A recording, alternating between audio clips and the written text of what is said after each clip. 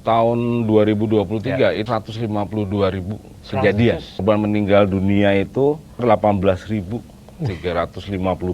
Banyak ya? Banyak lagi, itu banyak banget. Kerugian material 218 miliar. Tuh.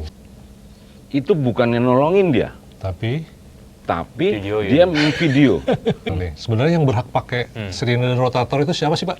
Jadi yang kita tindak bukan hanya kendaraannya, tapi orangnya. Kendaraan aja. Sejabodetabek itu. Terus 138 juta. Roda dua itu, Pak. Ya.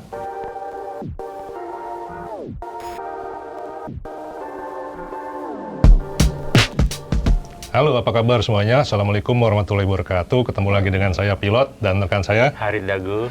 Nah, kali ini kita kedatangan tamu istimewa nih, teman-teman. Wah, spesial nih. Mas Dagu.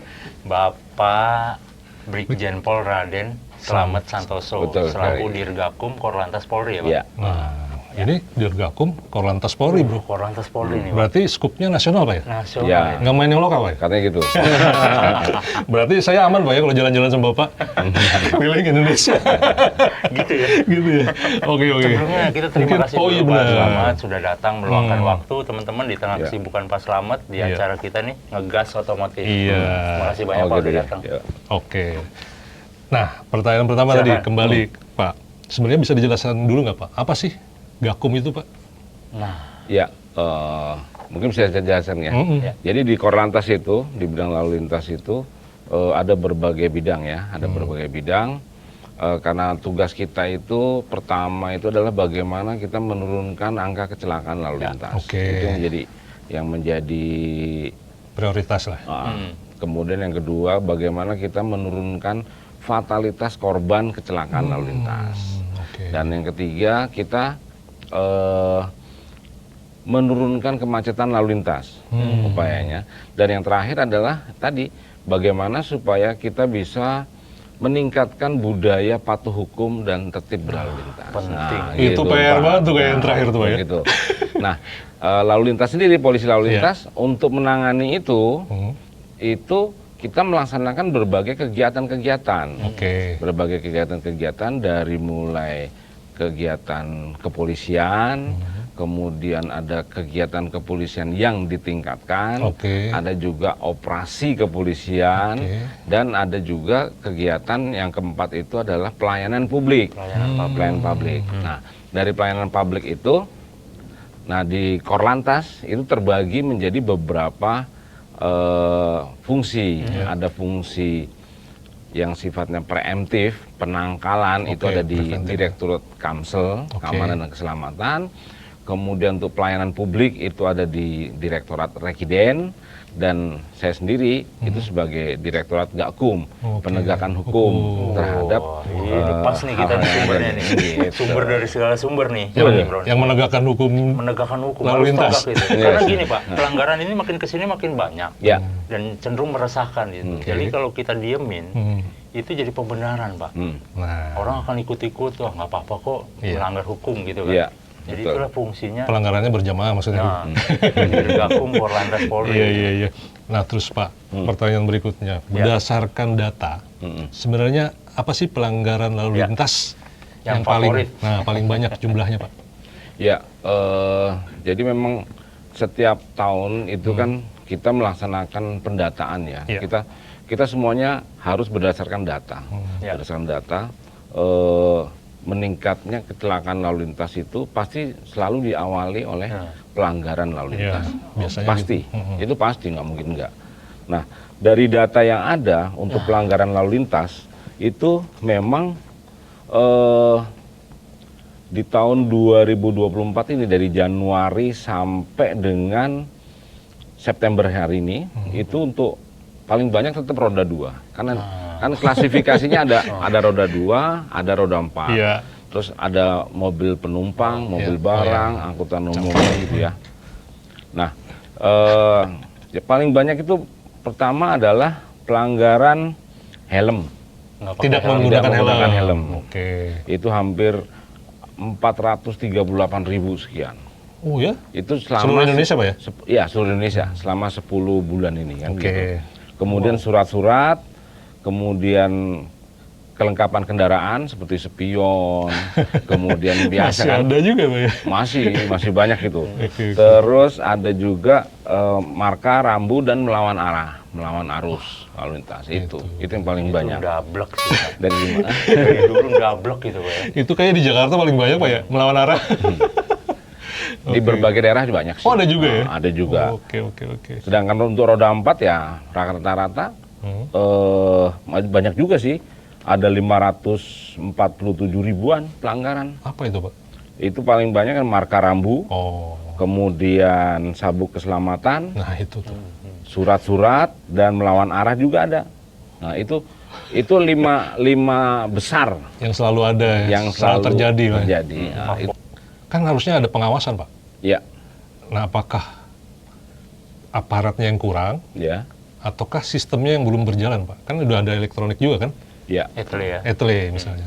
Ya, sebagaimana kita ketahui bersama bahwa untuk berlalu lintas ini dari orang itu lahir Iya. sampai meninggal, itu semuanya membutuhkan lalu lintas, Iya.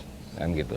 Nah, tentunya di situ ada beberapa aturan-aturan Iya. dalam hal mereka membeli kendaraan saja, dan itu bukan hanya polisi loh ya, Iya. yang bertanggung jawab terhadap ketertiban berlalu lintas ini. Iya.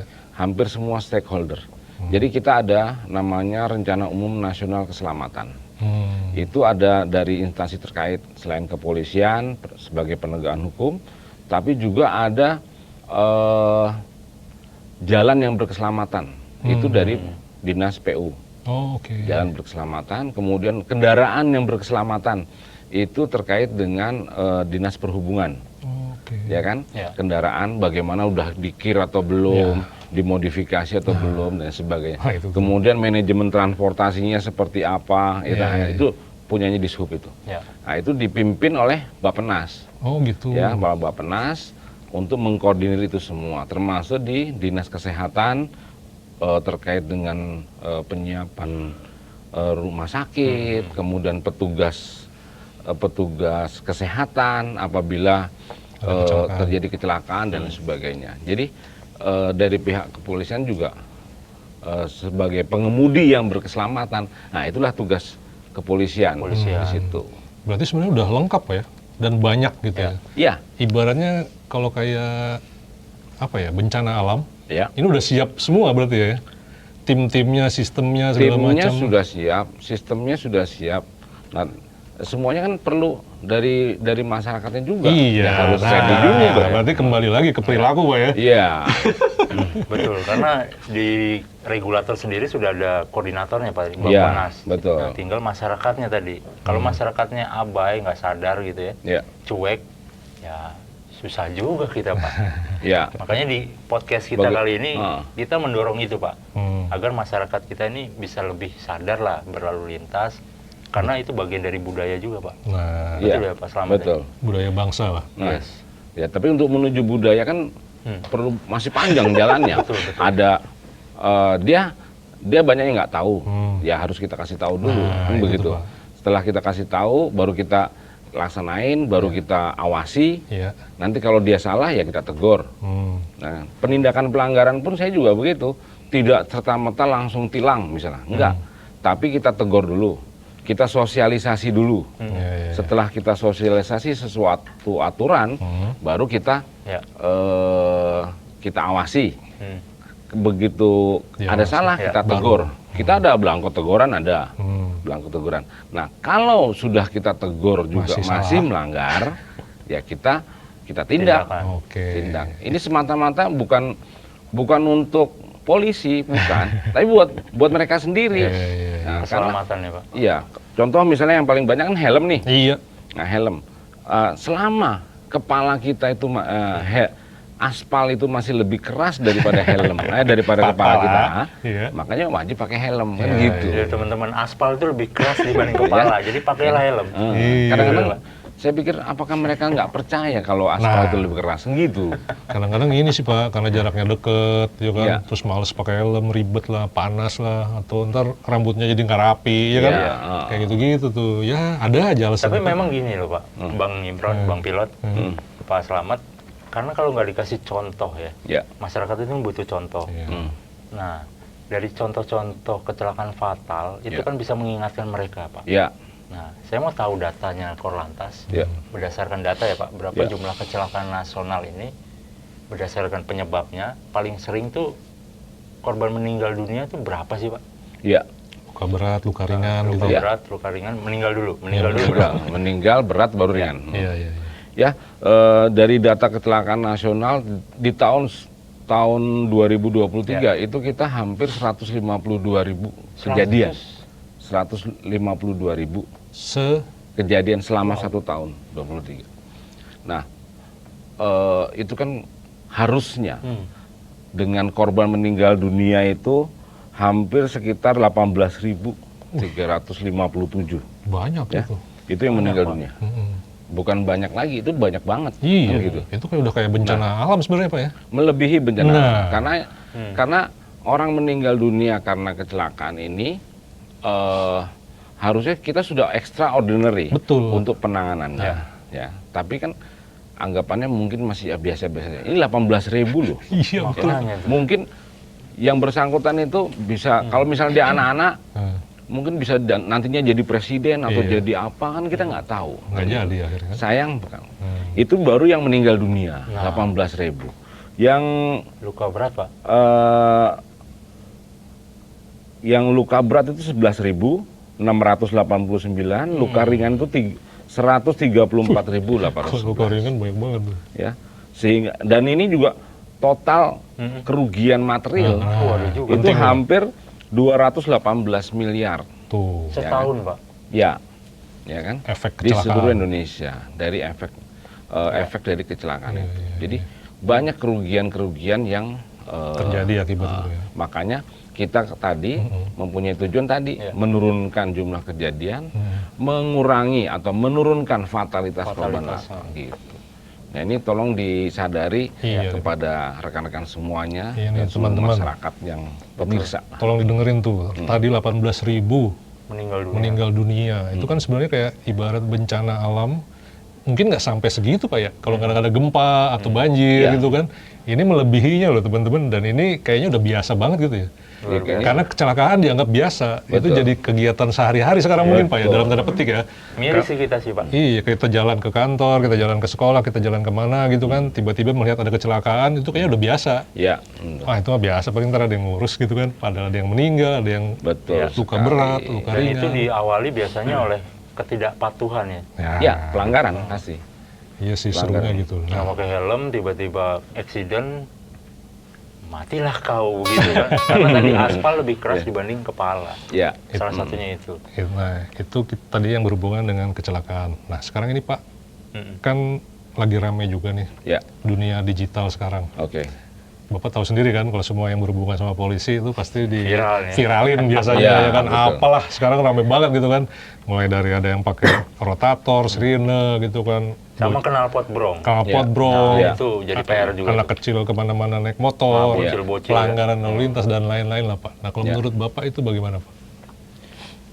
Memang di era digitalisasi sekarang ini 4.0 ini memang sudah kita antisipasi kan dengan adanya hoax dan viralisasi dan sebagainya. Itu memang itu perlu ditangani dengan baik karena memang generasinya pun beda-beda.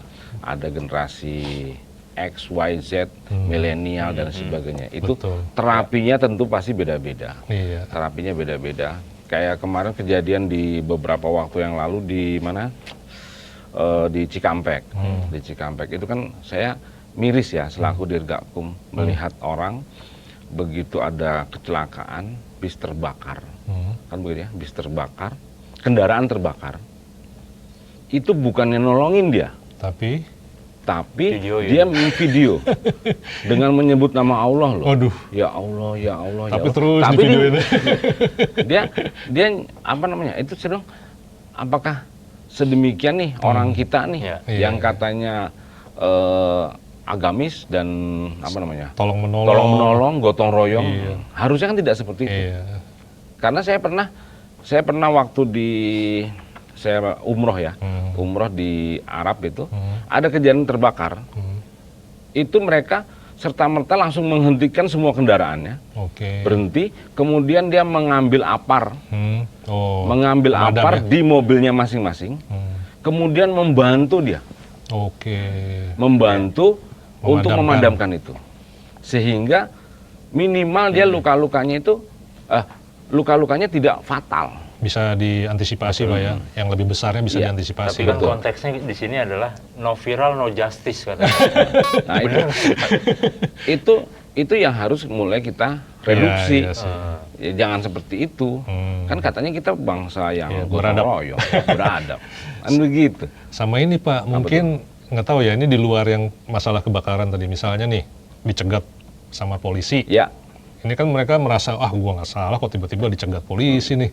Nah langsung video dia tuh kan, Ya. biasanya gitu kan. Dan itu sering, beberapa kali lah sering terjadi, saya Ya. lihat kan. Dan itu akhirnya viral di TikTok lah, dianggap nggak salah lah, dianggap apalah gitu kan Ya. kira-kira. Nah itu gimana tuh Pak? ya karena memang kita sudah menyadari ya kepada anggota kita semua, kita sampaikan bahwa tugas kita adalah melanggar HAM yang legal.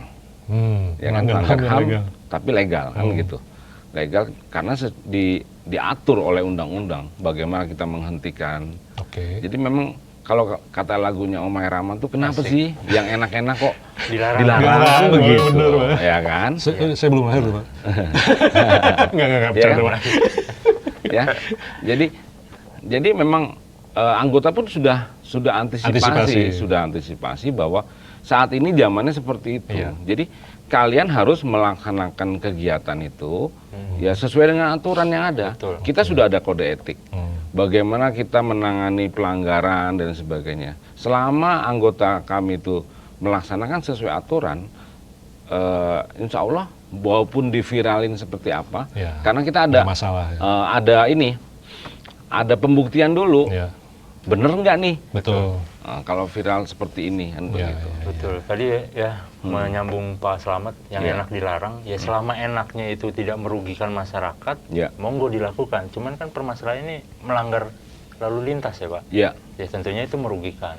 Contohnya tadi yang kita sebutkan penggunaan knalpot Iya. blong, terus penggunaan rotator Iya. segala macam, bocil naik motor. ya, Nah itu kan sebetulnya udah kayak penyakit masyarakat Pak, ya, yang dablek gitu loh. Padahal jelas-jelas itu meresahkan dan memicu konflik. Kadang-kadang kan gitu. Tidak Tapi ada senang, yang ini, sorry. ditegur tidak senang, konflik jadinya Pak. Iya. ya, Mungkin yang agak menjujuk ke rotator nih Pak. Iya. Ini lagi rame juga nih sekarang nih. Sebenarnya yang berhak pakai sirine dan rotator itu siapa sih Pak? ya. Di undang-undang udah jelas ya. Iya. Aturan penggunaan rotator, kemudian dari mulai siapa saja, misalnya aparat penegak hukum itu rotatornya warnanya biru, sudah ada semuanya. Oke. Kemudian kalau kuning itu untuk kendaraan-kendaraan angkutan berbahaya dan angkutan berat. Kemudian untuk ambulan itu warnanya merah dan sebagainya. Termasuk prioritas kendaraan yang diprioritaskan itu di dalam undang-undang lalu lintas juga ada, Pak. kan begitu. Nah, sehingga semua yang mengatur orang berlalu lintas itu sudah ada di perundang-undangan yang ada. Ya. Nah, ini yang selalu kita sosialisasikan kepada masyarakat. Iya, iya, iya. Nah, terutama sehingga pada saat yang bersangkutan itu mencari SIM, itu pasti sudah disampaikan oleh anggota. Iya. Bagaimana aturan-aturan berlalu lintas. Kemarin saya juga udah Ya. diskusi dengan dari para pengusaha-pengusaha kendaraan. Tolong dong, bantu dong, sosialisasikan. Ya. Jangan mereka cuman Jualan kamu dong. kasih motor, kasih jaket, kasih helm. Jualan dong Pak ya? Kasih jaket, kasih helm. Iya, iya, iya. Ya, di kita sudah buat nih, ada namanya buku untuk mengemudi kendaraan roda 2, kendaraan roda 4. Di situ sudah ada aturan-aturannya. Nah, tolong ini disosialisasikan juga Iya, ke para pembeli-pembeli itu. Sehingga minimal dia baca lah. Ya, termasuk tadi ya Pak, sorry saya potong. Knalpot blong dan bocil-bocil itu nyebelin Pak. Gimana? Knalpot brong, penggunaan knalpot brong sama bocil-bocil itu, Anak-anak. bocah-bocah kecil yang naik motor Iya, itu Pak, di bawah umur. Itu penindakannya kayak apa sih sebetulnya yang ideal Pak? Iya. Karena nggak kapok-kapok nih Pak. Ya, selama itu tidak, kan kita atur ya. Ya. Manajemen transportasi di kita kan masih kurang pas. Nah, kita tetap kita upayakan manajemen angkutan massal yang kita gunakan. Ya.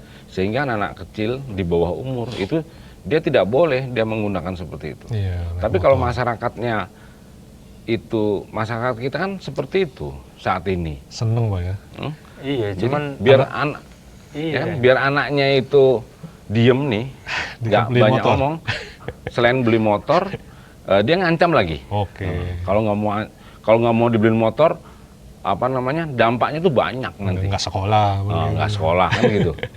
Terus termasuk gadget itu kan bahaya laten, salah satunya adalah gadget, handphone.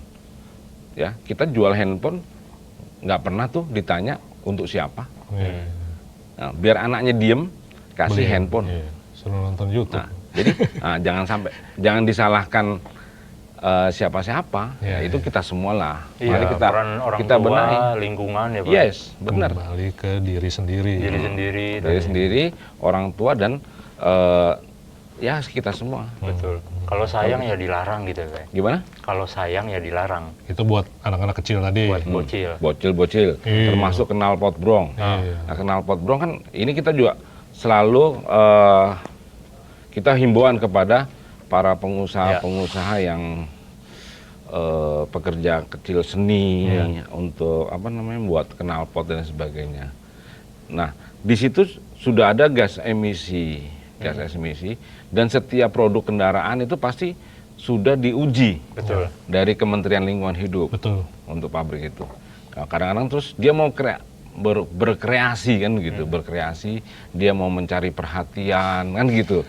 Kalau buat balap di sirkuit sih nggak apa-apa Nah, Pak ya. itu peruntukannya buat balap. untuk, harusnya. harusnya. untuk lomba balap atau lomba custom kan Iya, silakan. nggak apa-apa. Tapi kan ada event-event tertentu. Iya. Iya. Jangan dipakai di jalan raya aja Pak ya. Jangan dipakai di jalan raya kan tadi tuh nyebelin. kan gitu. Nyebelin Pak, bikin Iya. konflik Pak itu. Tegur nggak seneng, kan jadinya berantem Pak. Padahal dia mau nanya kan gitu. Ini Belinya gimana di mana? mateinnya kan gitu kan susah tuh. Iya benar Pak. Ya. Oke Gitu. oke. Siap, lanjut. Soal ini Pak, Apa tuh? mengapa masyarakat kita tuh sulit sekali diajak tertib berlalu lintas? Apakah karena kita kelamaan dijajah Belanda atau gimana? Kayaknya sulit bener Pak diajak tertib nih berlalu lintas tuh sulit banget. Kenapa sih Pak? Ya kira-kira gimana tuh? Nah, gitu ya. Kita kalau di Indonesia kayaknya enak aja bebas Pak kemana-mana gitu kan. Kalau kita misalnya ke luar negeri atau kemana gitu ya, Singapura yang dekat, kita langsung jadi tertib, ya kan? Tapi begitu di sini sanksinya ya? juga sama. Sorry Bang, apa sanksinya kurang tegas? Ya tadi yang saya sampaikan bahwa kita untuk membuat Ya. daerah kita tertib itu tentunya kan ada berbagai upaya dari mulai yang sifatnya preemptif, preventif, penegakan hukum kan gitu. Ya. Jadi tidak semata-mata dengan ancaman hukuman yang tegas, kemudian tegas, kemudian berat, terus pasti dia berkurang, tidak. Dari hasil beberapa penelitian jelas, misalnya kepada satu perusahaan, itu kalau misalnya dia tertibkan gitu, tertibkan, tegas dan sebagainya, belum tentu juga produktivitas dia meningkat. Tapi dengan pujian yang melanggar itu ditindak tegas, yang tertib itu dikasih pujian, penghargaan, nah itu baru meningkat ya. Nanti lama-lama dia akan budaya malu kan, yang itu akan tersingkir dengan sendirinya. Nah itu untuk meningkatkan, salah satu meningkatkan, kok angel banget sih misalnya, kok susah banget sih diajak tertib. Ya memang di ajaran agama pun jelas tuh, aturan udah jelas nih, ini dosa besar, ini masuk, tapi tetap dilanggar tuh kan gitu. Padahal udah ada kamera yang mengawasi loh Pak. Ya, Cuek aja. Itu salah satu upaya sesuai dengan perintah dari Bapak Kapolri, kemudian diejawantakan oleh Bapak Kakor Lantas dan dari Gakum. Kita di era digital ini kita mencoba membuat sadar masyarakat dengan menggunakan kamera digital untuk mendeteksi pelanggaran yang dilakukan oleh masyarakat. Nah itu semata-mata memang misalnya sekarang melanggar nih, kemudian tercapture, kemudian dikonfirmasi, ya boleh-boleh aja. Itu dari pimpinan Polri itu mencoba untuk meningkatkan kesadaran masyarakat itu sendiri. pada dasarnya itu. Ya. Nah, kita tadi yang disampaikan bahwa kalau di Singapura tertib, Begitu terus kesini begitu balik nggak lagi. kacau lagi. Nah, apakah kita mau seperti itu terus? Nah, Iya betul. Nah, kalau lu mau melanggar, gitu ya. Kalau lu mau melanggar, datanglah ke Indonesia misalnya. iya tuh. Kan nggak boleh seperti itu. Jadi negara yang terbelakang di sini, Pak. Nah, saya rasa enggak lah. Enggak ya. Nah, kita udah Teman-teman, kalau nggak mau dicap sebagai warga negara terbelakang, tertib lah berlalu lintas. Iya, ya, terus begitu kita dibilang kita negara terbelakang, marah. Iya, emosi. Tapi emosi. Terus tapi suruh tertib nggak mau. Kan gimana? Iya itu sih. Kita sekarang kamera kita udah kita kembangkan. Iya tuh. Kita kembangkan dengan kamera Etle yang berbasis FR ya, face recognize. Ya. Mukanya bisa ke Ketahuan. ini, Pak. Iya. Jadi wajahnya kita langsung. Jadi yang kita tindak bukan hanya kendaraannya, Ya. tapi orangnya. Oke. Itu berdasarkan ada beberapa kejadian. Ada beberapa kejadian di daerah-daerah wisata seperti di Bali dan Ya. sebagainya. Itu begitu dia melanggar, wisatawan asing melanggar, pada saat dia melanggar, kemudian yang bayar Ya. denda itu yang rental. Oh. Kan kasihan ya. Iya. Makanya Setelah ada face recognition. kita kembangkan dengan face recognize. Jadi yang melanggar Yang pakai. ya yang pakai. Iya Begitu. sih bener tuh Pak, merugikan yang punya mobil ya, motor Betul, itu. kan? Ya, walaupun kita menyadari nanti pasti banyak yang akal-akalan misalnya gitu. Bisa pakai topeng gitu Pak? Nggak apa-apa, minimal kita mengubah. Ya. Iya. Sampai sejauh apa sih? Toh ini bukan buat saya kok, Iya, bukan buat- untuk kepolisian. buat kita juga sih Buat kita sebenarnya. semua. Itu ada kaitannya juga kalau nggak salah Bang Pilot, Pak Slamet, dengan rencana Polri ya, untuk membuat aplikasi yang TAR itu ya, Iya. Traffic Attitude Record. Traffic Attitude Record. Iya. Jadi dengan pengenalan wajah bisa ketahuan tuh Pak, Iya. attitude-nya. Jadi kita membuat menilai. Ya, ada poin di situ bagaimana perilaku dari pengendara. Nah, kalau dia terlibat kecelakaan, dia akan dikurangin poinnya, Oh, oke. ya, atau ditambah poinnya. Di SIM ya Pak? Di SIM. Nanti kita sudah koordinasi dengan Rekiden. Nah, jadi di SIM-nya itu nanti pada saat poinnya dia habis, nanti akan dilakukan diklat dulu, pendidikan dan latihan Oh, lagi. diulang lagi. Sekolahin, Pak. Ya, Sekolah dulu biar Itu benar kan gitu. kayak zaman dulu Pak, yang SIM dibolongin itu bukan sih? Nah, kalau zaman dulu kan dibolongin. Ya kan karena Sekarang kita lebih sudah canggih nih, Pak, ya. kita sudah agak beradab nih. Nah, ya kita pakainya TAR lah. Oh, gitu ya, Lebih lebih keren. gitu. Iya, Nah, iya. pertanyaan saya Pak, emang Etle itu efektif Pak? Sejauh ini sangat efektif. Gitu ya? Itu kan transisi ya antara manual, Iya. tilang manual, belangko teguran, tilang manual dengan kamera Etle. Ada beberapa yang sekitar 18 jenis pelanggaran yang bisa di-capture Sama oleh Etle. Etle. Oh, gitu. Ya kan 18 Etle. Nah, kemudian yang lainnya kita masih pakai manual. Oh, Pakai manual, dan di kamera Etle pun sudah kita lengkapi dengan kamera speed cam, kecepatan, oke. kemudian dengan FR tadi, face recognize, Ya. sehingga kita kerjasama dengan Bareskrim, kemudian dengan Kemendagri, dengan Dukcapil, Dukcapil. kemudian kita juga dengan Itu terekam semua ya? dengan imigrasi, mantap. jadi terekam semua. Wah, ngeri dong ya. Oh, enggak. Jadi Biar nanti tertib. Mas kalau misalnya mohon maaf nih, misalnya mengemudikan kendaraan Iya. tidak dengan pasangannya Iya. misalnya. Oh, ketahuan juga tuh. Ya harus tertib. Harus tertib. Jangan sampai Bapak melanggar. nunjuk itu saya. Nggak ada sering bawa penumpang Pak soalnya. Nah, kalau Biasa, supir Grab. kalau melanggar bayar dendanya sih murah. Oke. Masalah di rumah yang berat. tuh, dengerin, bro. Hati-hati. Enggak Pak, kan ada info juga nih yang tanda petik. Katanya kalau orang yang melanggar di wilayah, misalnya Jakarta, tapi dia platnya plat daerah, Ya. ataupun dia tinggalnya di luar kota, Ya. itu malah nggak kena tuh Pak. Ya. Jadi memang itu kan transisi ya. Iya. Ya, Kamu dengerin. ini kan masa transisi, Iya. masa transisi. Jadi kamera Etle itu bekerja begitu ada yang kita tempatkan. Kamera Etle itu satu ada yang statis. Kita juga punya yang portable, Oke. bisa pindah-pindah. Oh, yang di mobil Pak ya? Terus kamera Etle mobile, mobile. itu yang beda putar, lagi. beda lagi. Oke. Jadi Etle statis, portable, kemudian mobile, kemudian ada yang dibawa anggota, namanya handheld. Oh, itu kamera handheld. Dipegang apa dipasang di badan, Pak? Dipegang dan dipasang di badan, kan begitu ya. Nah, Mantap. ya. Jadi dari 4 jenis itu termasuk ke satu single data. Begitu data itu kita sudah, makanya kita udah kerjasama dengan tadi imigrasi, kemudian Dukcapil, kemudian dari pusat kriminal nasional, Pusiknas gitu ya. Jadi kalau memang data-data itu katakanlah data teroris nih, nah, nanti dia kelewat kena tuh, kan begitu.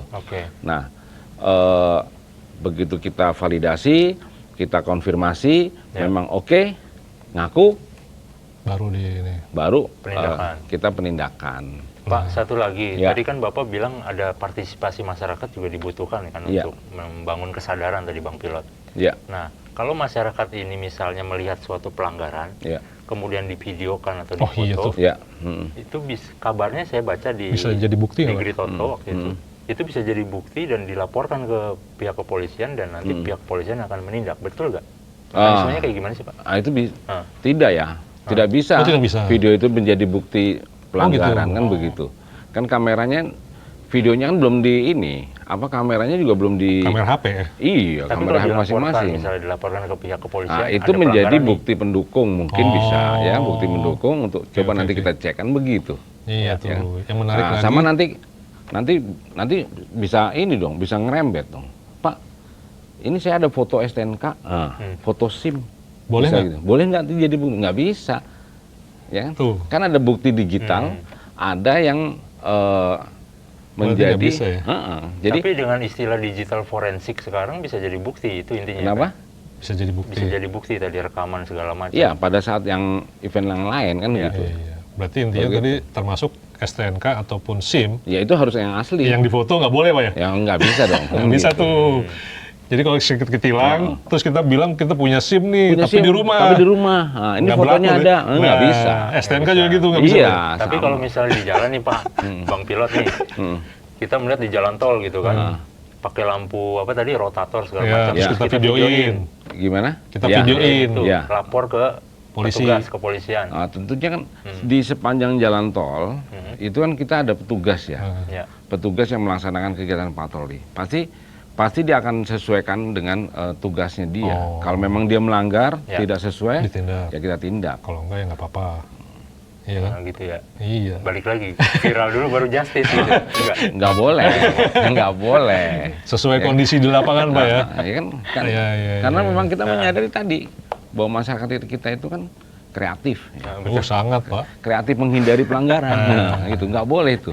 Itu mari sama-sama kita tertibkan lah. Kalau kita memang menjadi daerah atau negara beradab ya, ayo kita tertibkan gitu. Malu lah kita sama Pak. Karena kita diberikan nalar dan otak ya. Yaitu tentunya dipakai membedakan mana yang benar dan mana yang salah gitu ya Pak. Itu dia luar biasa. Oh ini Pak, pertanyaan yang juga simpel nih sebenarnya. Simpel dan banyak ditanyakan sebenarnya. Apa sih bedanya petugas razia yang resmi dengan polisi yang tiba-tiba lagi ada yang lewat di stop? Nah itu boleh nggak sih kayak gitu? Sama yang razia resmi itu apa sih? Ya, sebenarnya kegiatan kepolisian itu kan ada kegiatan rutin, ada kegiatan rutin yang ditingkatkan, ada operasi kepolisian. Nah, dalam keadaan tertentu memang polisi itu melekat ya, tugas pokoknya, sesuai dengan tugas pokoknya. Nah, banyak disalahgunakan juga, ya. Jadi kalau razia kepolisian atau operasi kepolisian itu sasaran tertentu, waktunya tertentu, jamnya tertentu.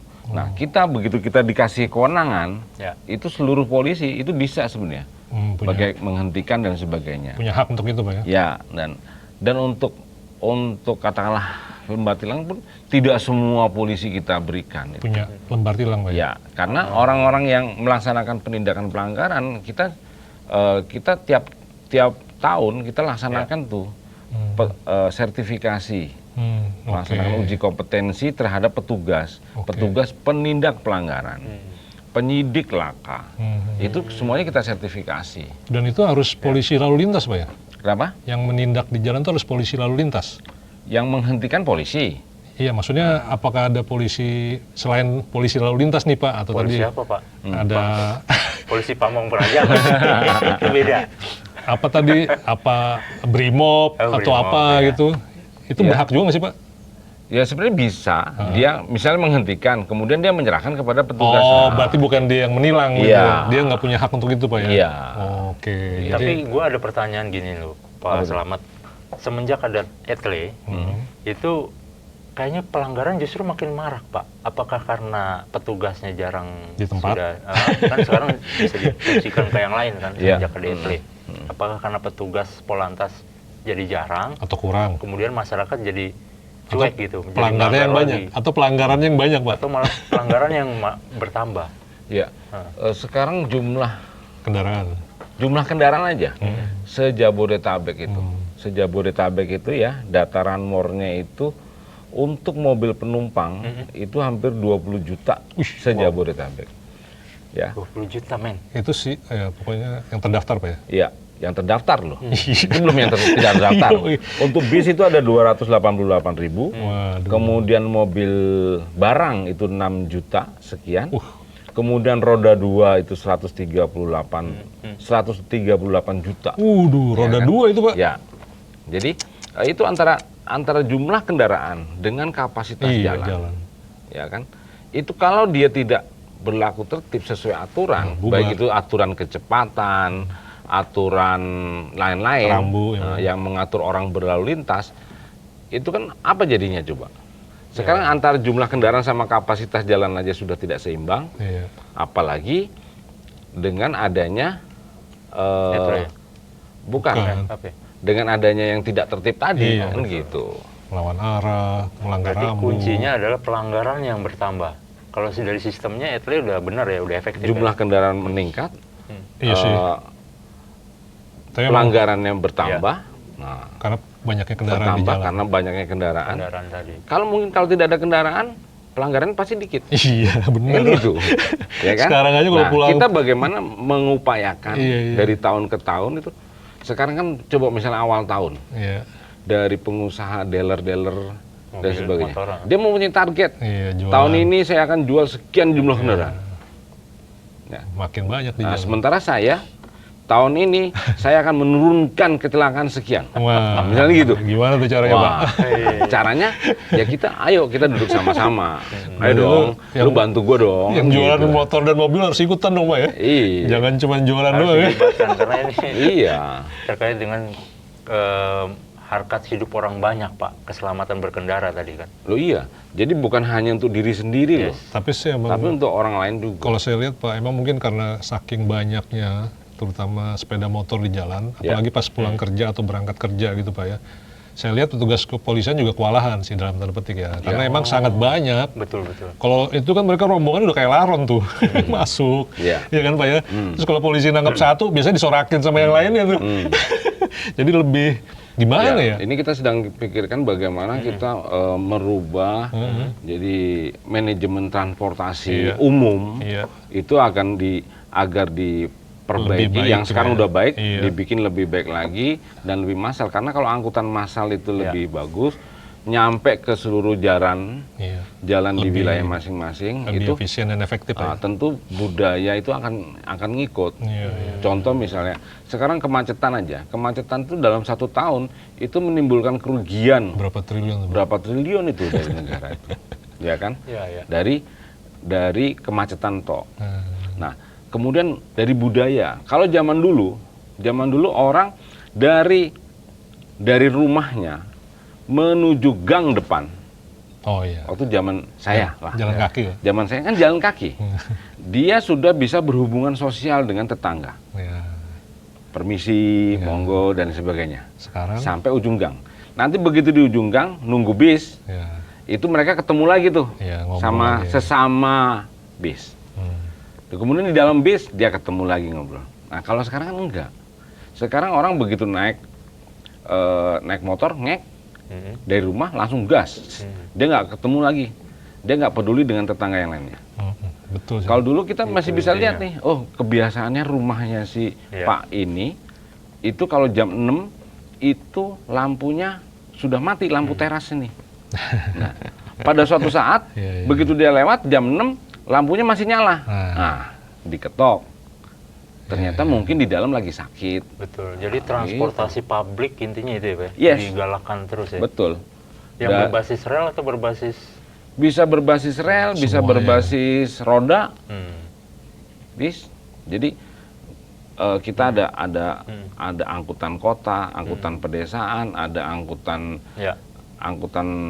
dalam akap, AKDP, Oke. begitu. Kayaknya udah panjang lebar, Wah. panjang kali lebar nih kita nih Pak. Oh, ini ngomongnya. udah bukan panjang kali lebar Karena ini aja, seru banget, teman-teman. tapi udah panjang kali lebar kali tinggi. Gitu. Oke, tadi udah bisa kita simpulkan ya. Ya, jadi intinya kalau saya sih melihat bahwa ini ketertiban dan keselamatan itu saling berkorelasi ya Pak. Ya. Dan kita sebagai pengguna jalan, kita diberikan nalar, kita punya otak, yaitu digunakan. Stop kekonyolan Ya. di jalan. Jangan banyak gaya ya Pak. Yes. Kita tertib berlalu lintas. Oke.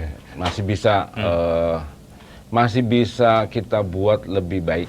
Ya, ada pesan-pesan nggak Pak terakhir nih? Sebelum closing, ada pesan-pesan buat audiens Ya, penonton untuk kita? kita semua dan untuk audiens, saya berharap bahwa setiap kecelakaan itu pasti diawali oleh pelanggaran. Oleh karena itu kita dalam berlalu lintas, mari kita hindari pelanggaran itu. Baik itu pelanggaran yang sifatnya disengaja maupun tidak disengaja. Misalnya kecepatan, pelanggaran kecepatan. Kalau memang kita harus buru-buru ke kantor atau ke mana, ya kita startnya dari lebih awal, kan gitu. Karena orang lambat itu pasti selalu terburu-buru. Intinya itu, karena pelanggaran itu adalah awal dari kecelakaan. Oke. Ya, tolong hindari itu. Betul. Itu saja pesannya. Mari kita jaga Mari. toleransi beragama toleransi beragama salah lagi tuh kan jadinya. Beragama dan berlalu Dalam lintas. rangka meningkatkan tertib hukum budaya berlalu lintas di Indonesia. Kita tunjukkan kepada dunia bahwa berlalu lintas di Indonesia itu lebih tertib dan lebih bagus. Oke. Selanjutnya mungkin kita bisa bikin campaign ya Pak. Campaign aman berlalu lintas. Boleh nih, ntar bareng-bareng Ya. Pak ya kita. Nanti kita Britoto Otomotif dan Korlantas Polri kita akan bikin campaign. Asik. Ya. Kita suarakan aman berlalu lintas, tertib berlalu lintas. Oke teman-teman, sepertinya you. cukup Ya, sampai makasih. sekian. Terima kasih banyak Pak Selamat, makasih, Pak Bang Selamat. Dagu. Sampai ketemu lagi di episode berikutnya. Terima kasih.